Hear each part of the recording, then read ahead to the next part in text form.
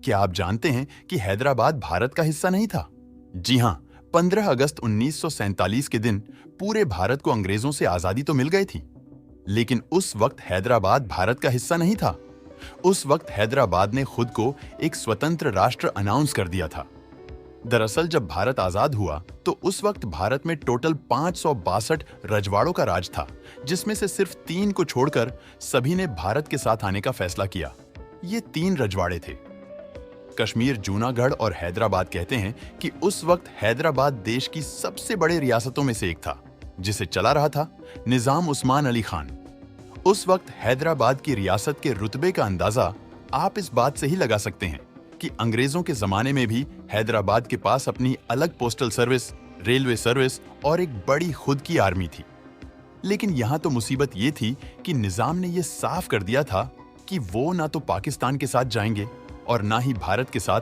निजाम हैदराबाद को एक अलग देश बनाने की मांग थी।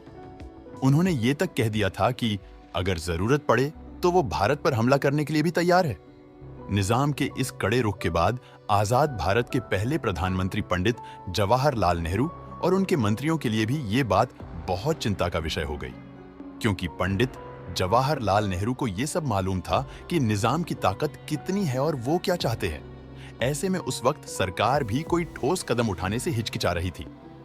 ऐसे में सरकार के पास हैदराबाद को भारत का हिस्सा बनाने के सिर्फ 2 ही ऑप्शन थे। एक तो ये कि वो बैठकर शांतिपूर्वक निजाम से बात करें, या फिर दूसरा यह कि भारत सरकार हैदराबाद रियासत के खिलाफ सैन्य कार्रवाई करे। अब इतिहासकार बताते हैं कि उस वक्त इन दोनों ऑप्शन पर भी भारत सरकार के अलग अलग रुख थे। प्रधानमंत्री नेहरू ने पहला ऑप्शन चुना और वो निजाम के साथ बात करने के मूड में थे। लेकिन वही दूसरी ओर उस वक्त देश के होम मिनिस्टर सरदार वल्लभ भाई पटेल सैन्य कार्रवाई करना चाहते थे। पटेल को यह लगता था कि हैदराबाद पाकिस्तान के इन्फ्लुएंस में है, इसीलिए इस पर हमला करके इसे भारत का हिस्सा बना लिया जाए। आप शायद ये जानकर हैरान हो जाएंगे कि एक फेमस राइटर कुलदीप नैयर ने अपनी किताब बियॉन्ड दी लाइंस में लिखा भी है कि उस वक्त हैदराबाद के निजाम की पाकिस्तान के जिन्ना से बात चल रही थी। निजाम भारत के खिलाफ जिन्ना की मदद चाहता था, लेकिन जिन्ना ने उस वक्त निजाम की मदद करने से इनकार कर दिया। जिन्ना ने साफ साफ कहा था कि वो हैदराबाद के मुट्ठी भर लोगों के लिए पूरे पाकिस्तान को मुसीबत में नहीं डाल सकता।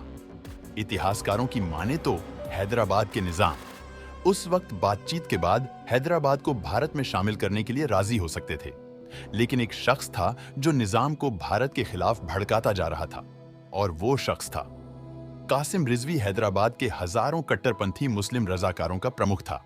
वो नहीं चाहता था कि हैदराबाद भारत का हिस्सा बने। कहते हैं कि कासिम रिजवी की जिद की वजह से हैदराबाद को दंगे देखने पड़े। हैदराबाद रियासत में कई लोगों की जानें भी गई।